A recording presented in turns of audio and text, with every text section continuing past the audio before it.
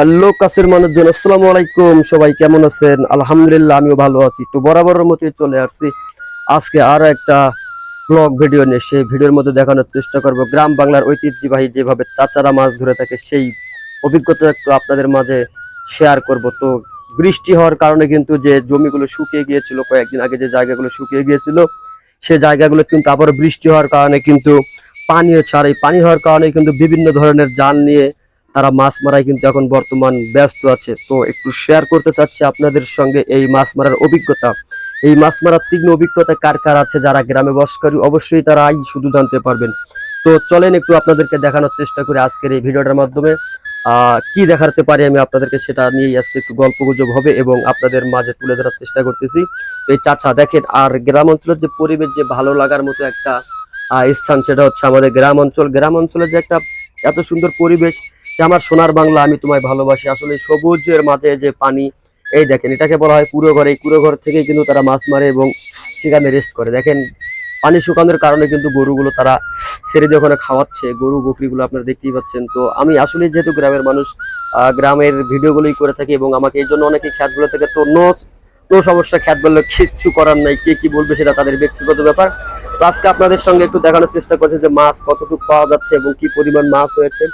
যে বৃষ্টির কারণে যে আকাশ থেকে মাছ পড়ে সেটা অনেকেই মানে অনেক অনেক শুনে এসেছে, কিন্তু কখনো দেখা হয়নি। সেই প্র্যাকটিক্যালে আজকে দেখবো ইনশাল্লাহ। সেটাই নাকি বলে হয়, এই যে ডার্কি দিয়ে আমার এই চাচা মাছ মারতেছে, আপনারা দেখতে পাচ্ছেন। ডার্কিটা বসানো হয়েছিল প্রায় 2-2.5 ঘন্টা আগে, সেটা এখন উঠানো হচ্ছে উপরে। উপরে দেখা যাক ওটা নিয়ে আসতেছে উনি। আরেক পাশে কিন্তু দেখেন নদী কিন্তু একটু ভাঙছে, ভাঙার কারণে একটা সাইডে একটা গর্ত। এই জায়গাতে আমি কয়েকদিন আগে ভিডিও বানিয়েছিলাম, রিলস ভিডিও। তো বরাবরের মধ্যে চলেন দেখা যাক ডার্কিটা কিন্তু উঠাচ্ছে যে কি পরিমাণ মাছ। আর পেশার যে ডার্কিটা আপনারা দেখতে পাচ্ছেন, ওটা ওনার হচ্ছে নিজের হাতে তৈরি ডার্কি। উনি একজন নিজেই একটা মেকারের মতো আর কি, উনি নিজেই তৈরি করেছে, ওটা কোনো চায়না কোনো নয়।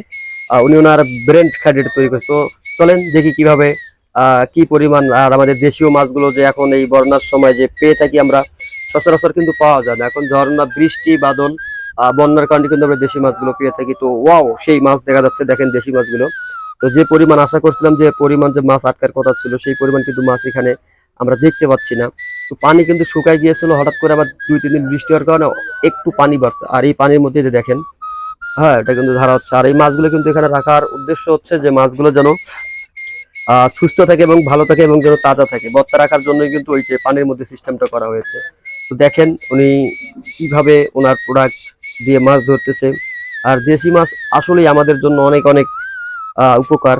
এর আপনারা সবাই জানেন যে দেশি মাছের যে একটা পুষ্টি এবং যে কি গুণ, সেটা আমরা শুধু জানি। দেশি মাছ আপনারা খেলে দেখবেন যে আপনাদের চোখের জ্যোতি ভালো থাকবে এবং শরীর স্বাস্থ্য সবসময় ভালো থাকবে। তো এই জালটা দিয়ে আমি একটু ট্রাই করার চেষ্টা করতেছি, অবশ্যই দেখতে থাকেন। দেখি এই জালটা টানার কিন্তু একটা অভিজ্ঞতা থাকতে হবে।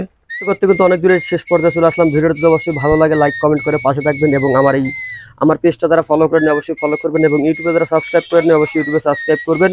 এবং গ্রাম অঞ্চলের দৃশ্যগুলো আমি আপনাদের মাঝে তুলে ধরার চেষ্টা করবো। আপনারা সবাই জানেন এই পরিমাণে আমি একটু খুব ব্যস্ত বিজির মধ্যে দিন পার করছি, সেই জন্য আপনাদের মাঝে আপনাদের ভিডিওগুলো আমি আনতে পারতেছি না। ইনশাল্লাহ খুব শীঘ্রই আপনাদের জন্য ভিডিও নিয়ে আসতেছি।